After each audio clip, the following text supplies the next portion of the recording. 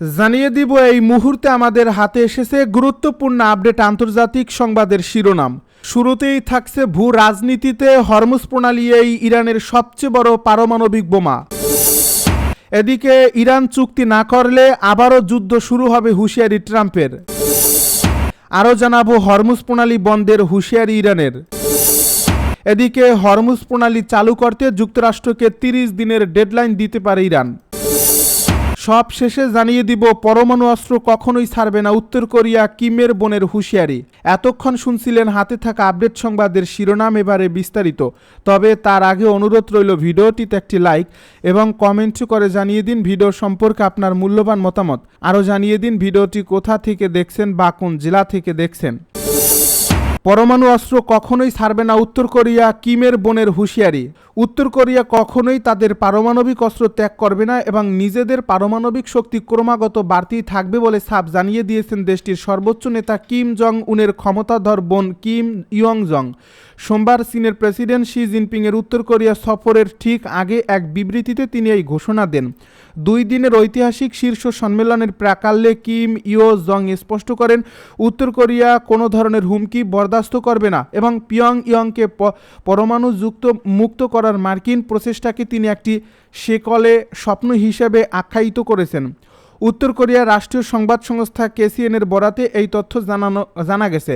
Kim Jong উনের সরকারের 2টি গুরুত্বপূর্ণ পদে আসীন থাকা কিম ইয়ো জং যুক্তরাষ্ট্রের দাবিকে সম্পূর্ণ মিথ্যা বলে প্রত্যাখ্যান করেছেন। এর আগে গত মে মাসে ট্রাম্প ও শি জিনপিংয়ের মধ্যকার এক শীর্ষ সম্মেলন উত্তর কোরিয়াকে পরমাণু মুক্ত করার বিষয়ে বেইজিং ও ওয়াশিংটন একমত হয়েছে বলে দাবি করেছিল যুক্তরাষ্ট্র।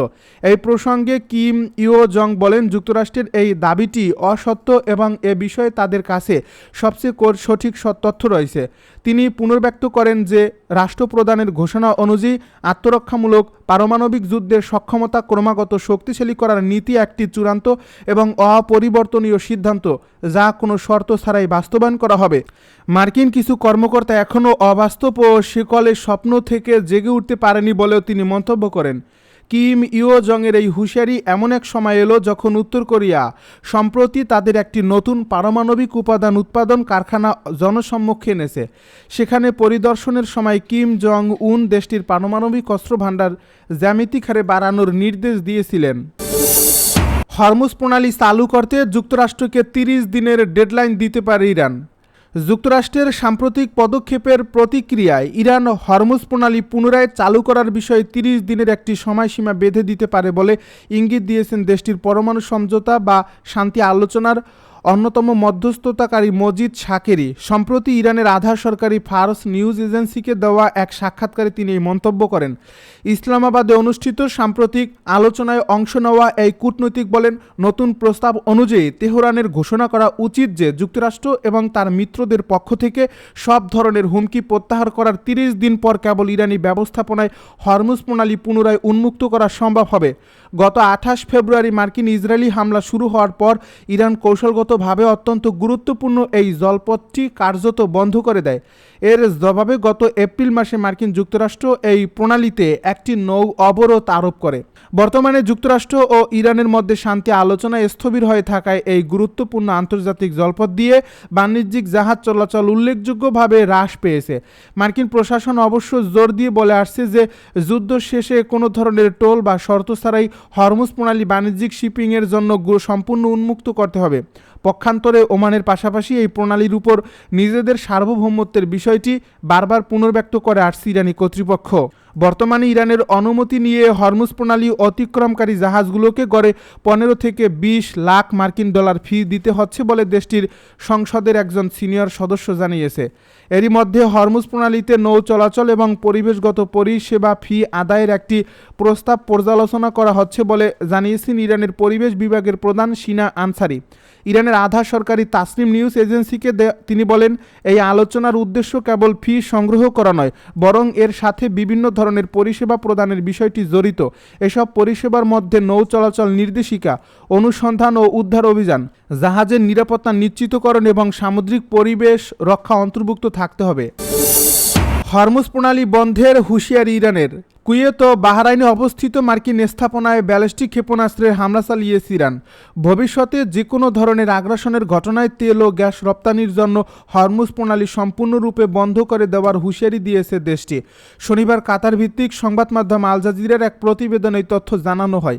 ইরানের Islamic revolutionary guard corps IRGC বলছে, হরমুজ প্রণালীতে অননুমোদিত ট্যাঙ্কার চলাচল নিয়ে সংঘর্ষের জেরে কেশম দ্বীপ ও সিরিকে অবস্থিত আইআরজিসির যোগাযোগ টাওয়ারে মার্কিন ড্রোন হামলা হয়েছে। এর জবাবে ইরানের অ্যারোস্পেস ফোর্স কুয়েতের আলী আল সালেম বিমান ঘাঁটি এবং বাহরাইনে অবস্থিত মার্কিন নৌবাহিনীর ৫ম ফ্লিটের সদর দপ্তরের গুরুত্বপূর্ণ স্থাপনায় ব্যালিস্টিক ক্ষেপণাস্ত্র হামলা চালিয়েছে।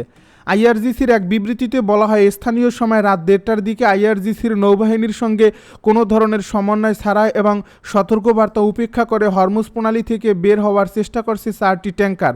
এ সময় নৌবাহিনীর সতর্কবার্তা জারির পর ট্যাঙ্কারগুলোর মধ্যে একটিতেই হামলা চালিয়ে থামানো হয় এবং বাকি জাহাজগুলো ফিরে যায়। এই হামলার ঘটনার পর রাত ২টার দিকে কেশম দ্বীপ ও শিরিক দ্বীপে অবস্থিত আইআরজিসির ২ টেলিযোগাযোগ টাওয়ারে ড্রোন হামলা চালায় মার্কিন বাহিনী। তাৎক্ষণিক প্রতিশোধ হিসেবে আইআরজিসি অ্যারোস্পেস ফোর্স কুয়েতের আলী আল সালেম বিমান ঘাঁটি এবং বাহরাইনে অবস্থিত মার্কিন নৌবাহিনীর ৫ম ফ্লিট সদর দপ্তরের অবশিষ্ট গুরুত্বপূর্ণ স্থাপনাকে লক্ষ্যবস্তুতে পরিণত করে। ইরান চুক্তি না করলে আবারও যুদ্ধ শুরু হবে দাবি ট্রাম্পের।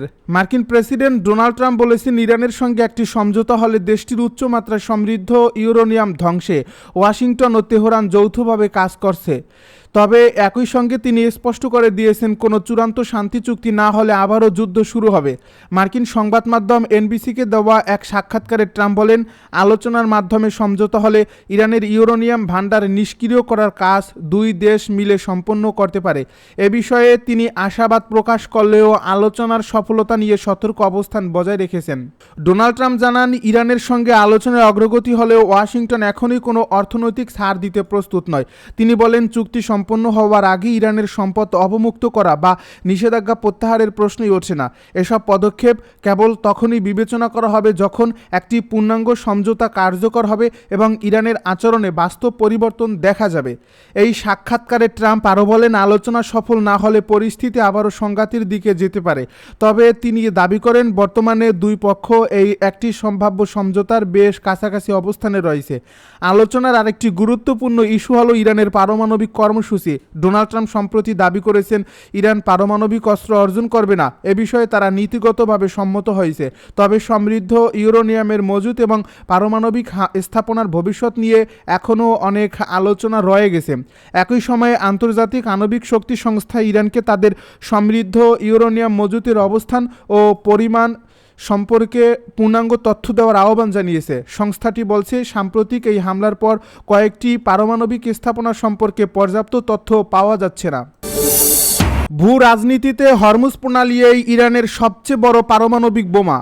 মধ্যপ্রাচ্যের উত্তপ্ত পরিস্থিতির মধ্যেই হরমুজ প্রণালীর উপর তেহরানের নিয়ন্ত্রণকে পারমাণবিক বোমার সঙ্গে তুলনা করেছেন ইরানের পার্লামেন্টের ডেপুটি স্পিকার আলী নিকজাত। ইরানের সংবাদ মাধ্যমকে দেওয়া এক সাক্ষাৎকারে তিনি বলেন, হরমুজ প্রণালীই ইরানের পারমাণবিক বোমা। রোববার ইওয়ান নিউজের এক প্রতিবেদনে এই তথ্য উঠে এসেছে। ফেব্রুয়ারির ২৮ তারিখ থেকে শুরু হওয়া সাম্প্রতিক যুদ্ধের পর যুক্তরাষ্ট্রের প্রেসিডেন্ট ডোনাল্ড ট্রাম্পের বিভিন্ন বক্তব্যের তীব্র সমালোচনা করেন নিকজাত। তিনি বলেন, যুক্তরাষ্ট্রের কোনো বক্তব্যই বিশ্বাসযোগ্যতা নেই। অন্যদিকে যুদ্ধের ব্যাপারে ইরানের একটি সুদৃঢ় আদর্শিক অবস্থান রয়েছে বলেও উল্লেখ করেন তিনি। ডেপুটি স্পিকার আরও জানান, হরমুজ প্রণালী আর আগের মতো স্বাভাবিক অবস্থায় ফিরবে না।